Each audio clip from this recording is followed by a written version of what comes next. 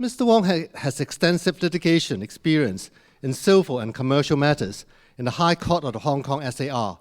He has acted as sole and presiding arbitrator in construction, professional negligence, international trade, shipping, China equity joint venture, and general contractual disputes. He was appointed in numerous institutional arbitrations carried out under the rules of CTAC, ICC, HKIAC, KLRCA, and PRC arbitration commissions, and ad hoc arbitrations under ancestral arbitration rules.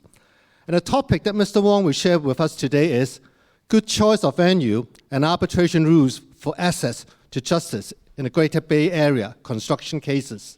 Mr. Wong, over to you. Thank you. I'm honored and very grateful to have the opportunity to deliver this seminar. There has been so many more learned speakers that appeared before me, so I'm a little bit nervous about giving this talk.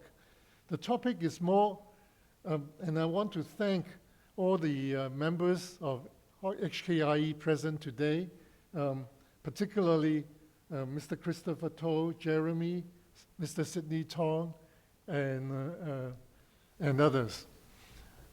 Today's topic is more limited. It's about a good choice of venue and arbitration rules for access to justice in relation to GBA construction cases. GBA refers to the Greater Bay Area of China. However, what I'm going to say today also applies to arbitrating construction dispute elsewhere as well, so equally applicable to ASEAN countries. So the first point that I'm going to say is about is there convergence of dispute resolution in the Great Bay Area. Now, in the Great Bay Area is something special to China. It refers to Hong Kong, Macau, and certain areas of Guangdong province. This is as a result of the setup of one country, two system that is confirmed again by the Central People's Government recently.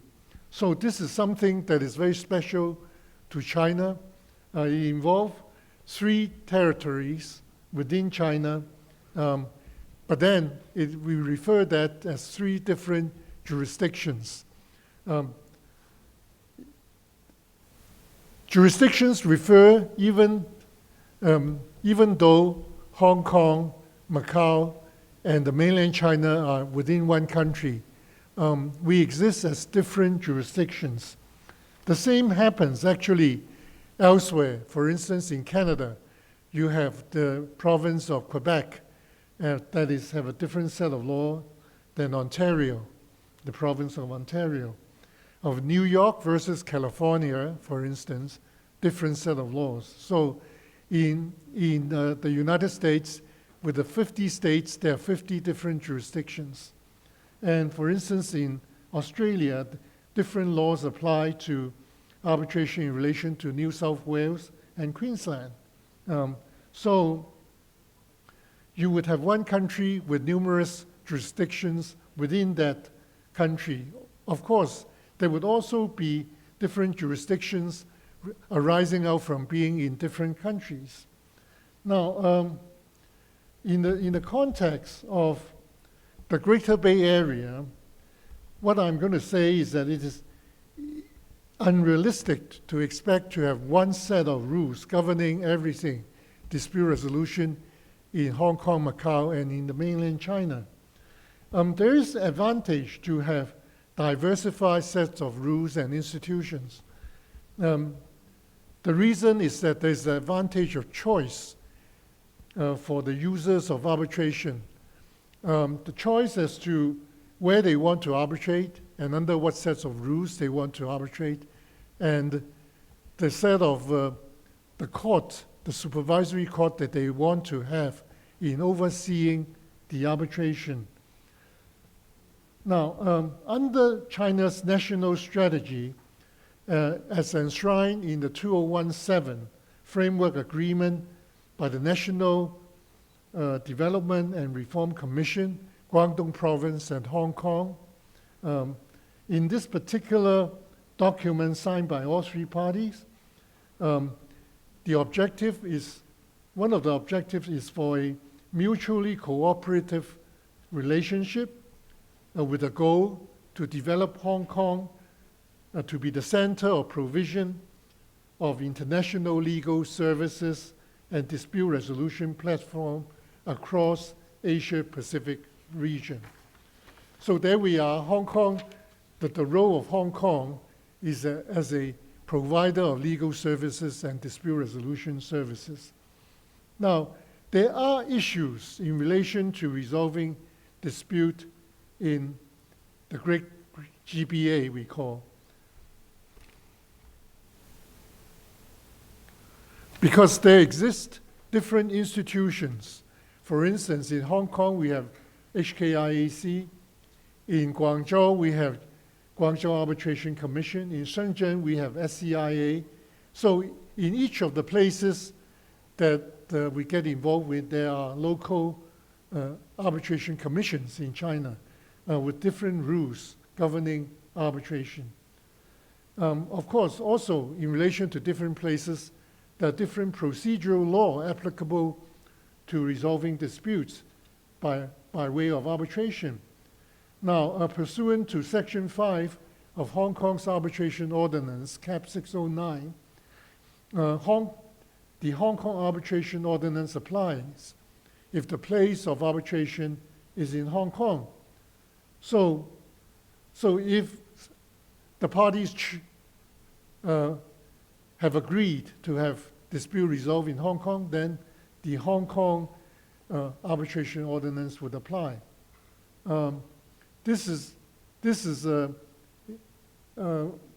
contrasted to the rules of the various arbitration commissions in China.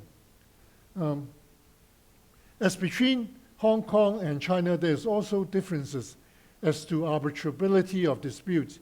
In Hong Kong, not only contractual disputes are arbitrable, also tortious non-contractual disputes are also arbitrable.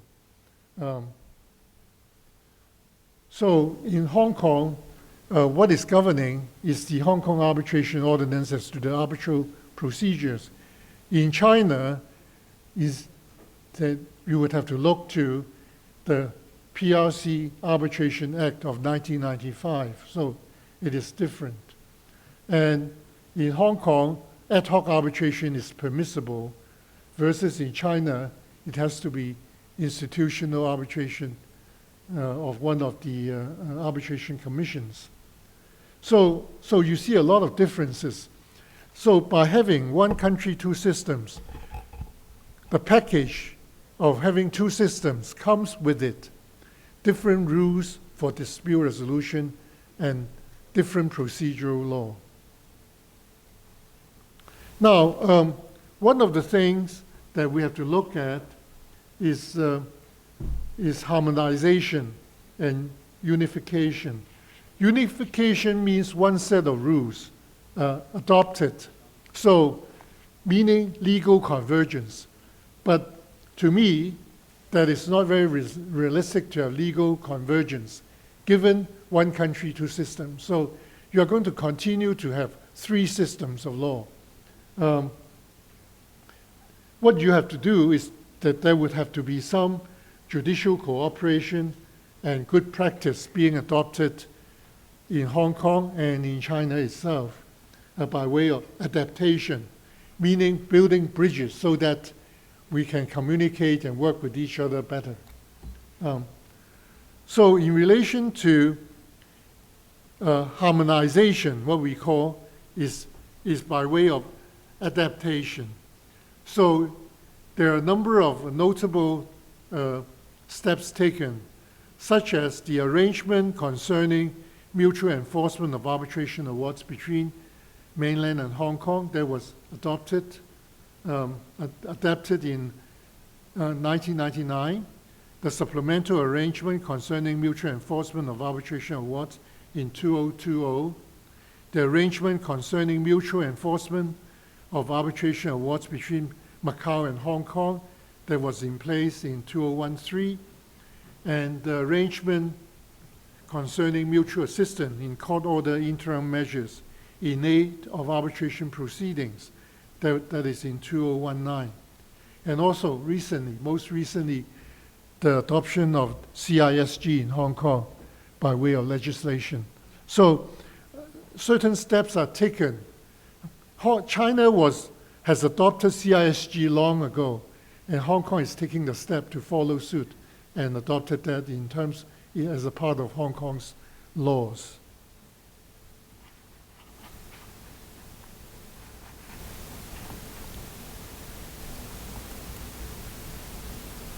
Now,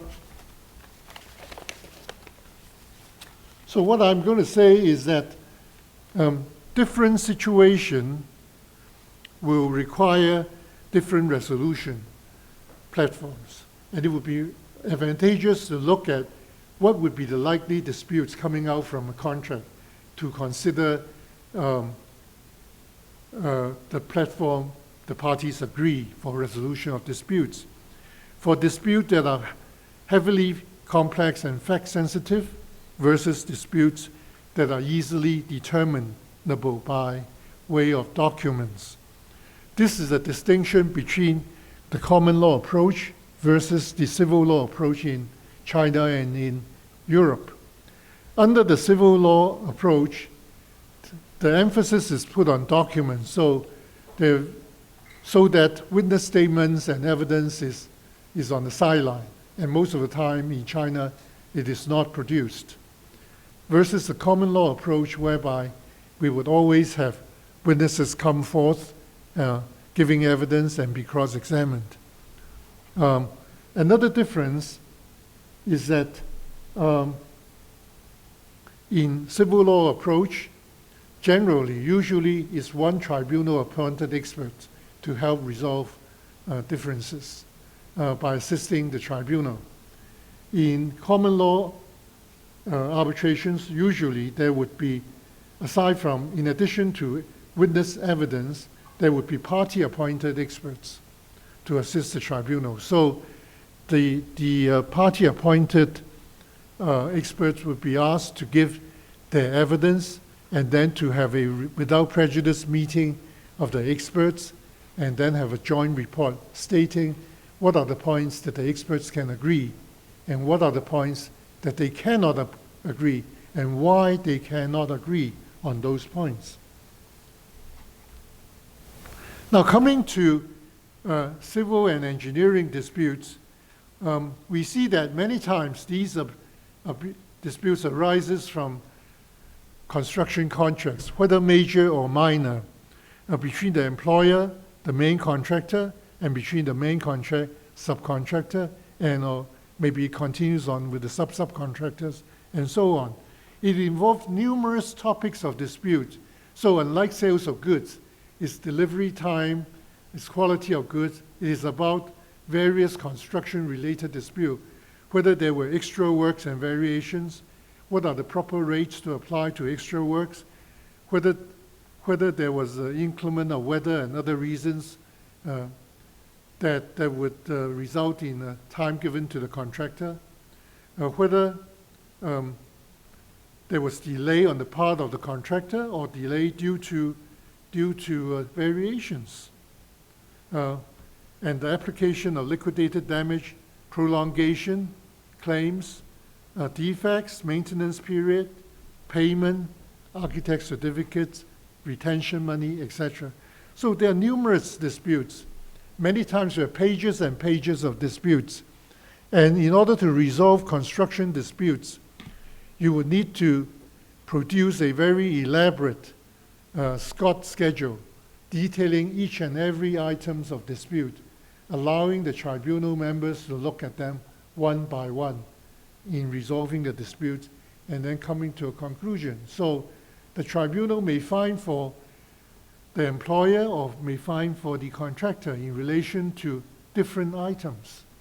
So, and so what I'm going to suggest is that construction dispute many times are fact sensitive, and it would not be able to be resolved without the presence of witnesses, without site inspection, for instance. How can an expert decide and assist the tribunal without looking at these things, and without the tribunal forming a view as to who's right and who's wrong in relation to certain allegations of facts? So now, what I'm driving at is that arbitrating in Hong Kong would be far better in complex issues, particularly in construction dispute involving factual disputes. In Hong Kong, it would be far better under our system. Under the PRC arbitration, usually the arbitration would be commenced by a notice to commence, followed by a response to the notice.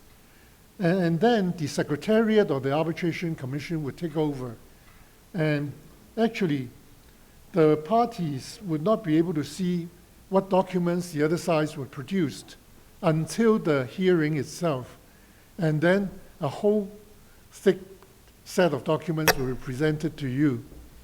And then you have to examine those documents and see whether those documents can prove what is purported to be, whether it's a genuine document, whether the origin of that document is disputed, whether it's relevant to the matter in dispute. So many times in PRC arbitration, actually I've seen many, the respondent would not appear sometimes until the arbitration hearing, then would suddenly spring up from nowhere, serve the tribunal with this defense, and then produce a bunch of documents for the other side to confirm or to reject or to comment upon. So one of the complaints is that the other side, the claimant, will have no opportunity to pre-read what is in the respondent's documents, what they're going to produce sometimes, and would not have a good, reasonable opportunity to investigate the defendant's defense or the respondent's defense. It goes without saying, most of the times there was no experts being present to give evidence. So you would just have counsels on both sides standing up on their feet, making allegations of facts, and that is highly unsatisfactory. Now, in my experience, in one of the construction disputes that I dealt with in China itself, is about a renovation contract, a major renovation contract, renovating buildings in a resort, some of which will be sold off. The owner is a Hong Kong-related company. And actually, end of the day, in a nutshell, is that it wasn't a renovation. It was a total demolition of the original building, with the new building put in place with a lot of additional variations of works, additional quantities. But the contract itself was an all-inclusive contract with one completion date. But at the commencement of the arbitration, the site was not handed over to the contractor. So there was delay in handing over. With the additional works, it puts the time at large. There was a lot of disputes, but nobody comes forth with witnesses, both from the employer side, the developer, Hong Kong developer, and from the PRC contractor side. So no evidence as to really what happened. And then the Arbitration Institute suggests to have one single expert to assist the tribunal. But as you know, there are different experts with different expertise. You may need a critical path method expert. You may need certain structural engineering experts. You may need experts in relation to flooring, parquet flooring that has warped, because he has some expertise as in relation to wood and wood products. So you cannot just get one expert and to quantify and say, well, this is how much A should pay to B, and you cannot really say whether the workmanship defects were coming out from B's workmen or due to A's other subcontractors. So you need factual evidence. And in the case that I had experience with recently, the arbitral tribunal, not the arbitral tribunal, but the institution, suggested to have one expert to deal with the dispute, to assist the tribunal. And how they select the expert would be very surprising to you. From the panel of the experts of the Arbitration Commission, it would be by drawing a lot. So there was no examination as to the expertise of that expert. And if I'm a counsel on the other side, I would challenge his expertise in many areas.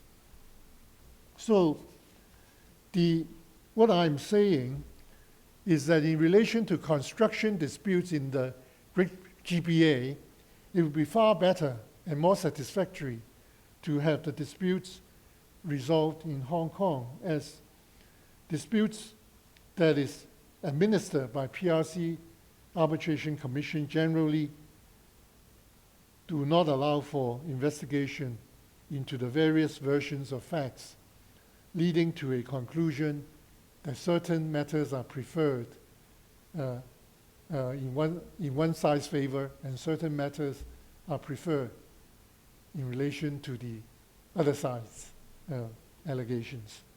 So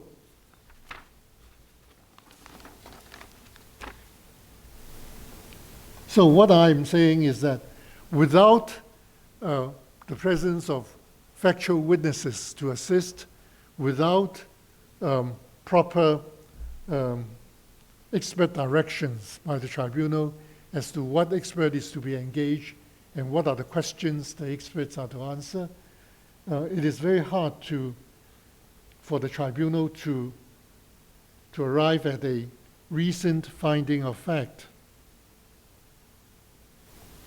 and a recent conclusion based on the choice of the applicable governing law.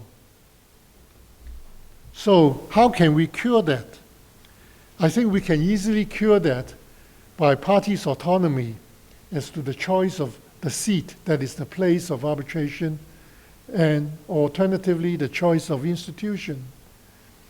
If you choose to have such disputes in Great Bay Area being resolved in Hong Kong, then you would have been able to assess the Hong Kong Arbitration Ordinance to govern the procedural aspect of the arbitration.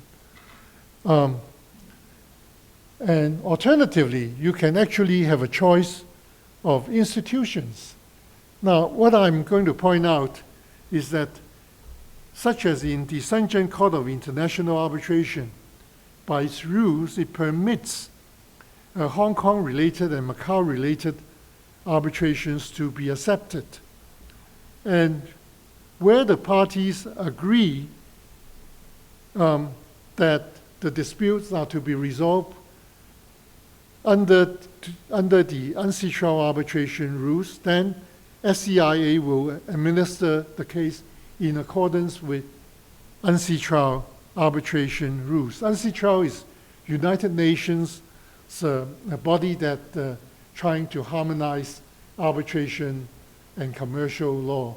So they are the body that drafted the New York Convention, the Singapore Convention on enforcement of settlement awards in mediation, etc. So what they have provided for is that if the parties have agreed that the place of arbitration, on the place of arbitration, the parties' agreement shall prevail. This is at Shenzhen Court of International Arbitration through Article 4.1. So the parties can go to arbitrate under the SCIA rules, but decide and agree to have disputes resolved in Hong Kong. And the arbitration award shall be deemed to have been made at the place of arbitration. So the arbitration award would have a seat, a Hong Kong seat. What is the significance of having Hong Kong as the seat of arbitration? It is that the Hong Kong arbitration ordinance would apply, and you can have access to the Hong Kong ordinance, the provision of the Hong Kong ordinance as to court assistance or the tribunal's assistance in terms of interim measures to maintain status quo in respect of evidence and assets. You can have the court to look into the fairness of the arbitration procedure to supervise the award. So if one party is unhappy with the award for certain reasons that fall within the New York Convention's Article 5, they can go to the Court of First Instance in Hong Kong and seek to have that arbitration award set aside. And such transparency of process and such transparency of supervision would assist the resolution of fair resolution of disputes and construction dispute in particular. Because construction disputes are so complex, it is rarely suitable, I think, for a process that is normally adopted by PRC arbitration commissions.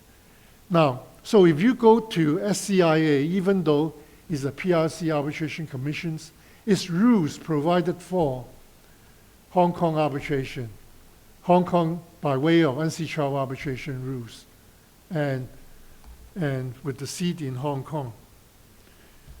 So it would be a big step forward for dispute to be resolved here. I'm sure, Christopher Toh would have agreed with me that in relation to construction disputes of that complexity, it would be better and more appropriate to be resolved here. So it's not a matter of that their procedures are not good. They are good for simpler cases, smaller quantum, simple disputes, so you can do a documents-only case in China.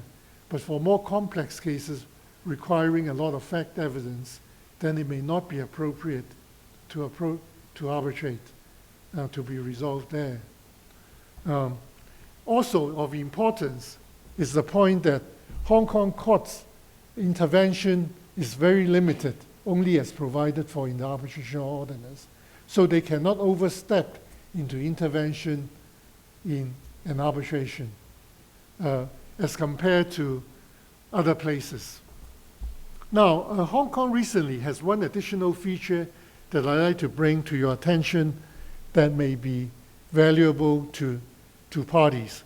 One is third-party funding in relation to arbitration, and the other is outcome-related fee structure for arbitration. Now, third-party funding allows for funding institutions to fund, but excludes funding by Hong Kong lawyers. So there are independent private equity companies that would fund an arbitration on behalf of the claimant. But they are rarely used in construction dispute because many disputes are smaller in size, more medium size, and not the mega-sized disputes like in investor-state disputes arbitration. So it is not much use, as I understand it, based on my limited understanding, in construction disputes. And the process of getting third-party funding is very laborious. Many times, the funder would have a panel of lawyers to look over every piece of evidence before they decide to take up or not to take up that case and fund it. However, with the outcome-related fee structure that is recently in place, this ordinance would allow lawyers to fund the arbitration by conditional fee agreement or by damage-based fee agreement. What that is that the lawyers are able to agree with client to receive a smaller fee at the front end and to have a bigger part of the fees based on the outcome of the arbitration. So it is known as no-win, low-fee. Damage-based fee arrangement means that if you win X dollar, you can get certain percentage of the win. Conditional fee agreement means that how much you charge client, you can expect or agree to have an uplift of certain percentage if you succeed in winning the case. So with that, it broadens the capability of lawyers in Hong Kong, solicitors and barristers, to receive smaller front-end fees and to defer that until the end and enable smaller quantum disputes in relation to parties lesser able to pay hefty fees to be able to have access to justice by engaging lawyers to assist them in challenging the other side. So I think this will make Hong Kong even more favorable because previously, many times, we would be approached by PRC clients saying, can you accept a smaller amount with a bigger amount coming back to you at the end of the case? Prior to outcome-related fee structure, we cannot do that because it would be in contravention of the Champerty rules in Hong Kong. Now, with the outcome-related fee structure, lawyers can be more flexible in assisting clients, including receiving lesser fees up front and with a part of it at the end. So with that, I would end my short talk. Thank you very much for your time.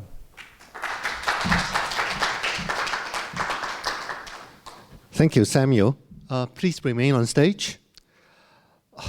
Our on-site attendants, if you'd like to raise questions to our speaker, please scan the QR code on the wall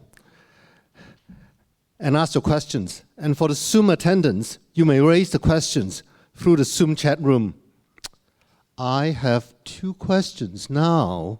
The first one, how would Hong Kong's position is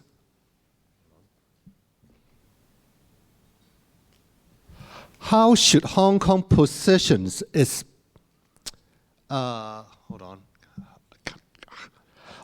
how should Hong Kong position itself as an ADR center that is respected and trusted? Right. I think Hong Kong as an ADR center has always been respected and trusted by users of arbitration. Hong Kong actually started arbitration very early with the setup of the HKIAC. Mr. Peter Caldwell was instrumental in putting Hong Kong forward on the map of dispute resolution years ago. And Hong Kong came to be well known in dispute resolution, accepted as one of the major places of arbitration in the world and in this region. So we were actually very much on the map even before Singapore came into prominence later on. And so I think in relation to that, the response is that Hong Kong has always been in the forefront of dispute resolution, including and not limited to, we are being updated all the time.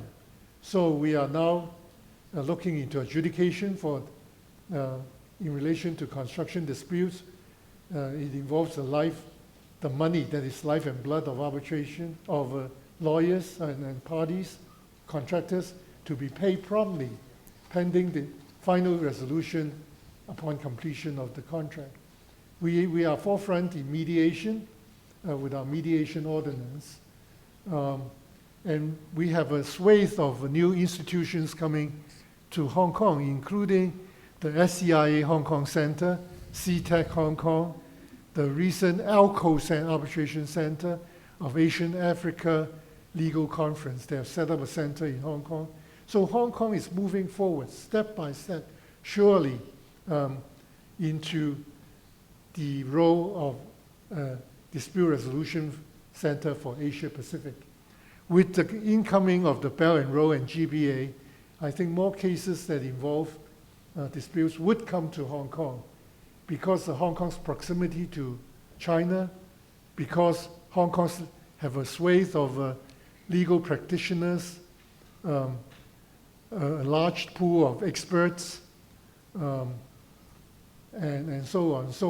And a lot of the Hong Kong practitioners are bilingual, so they can handle arbitration cases without needing to translate every document into bilingual documents, and so on. So Hong Kong has this geographical as well as historic advantage, a long tradition of resolving disputes under common law.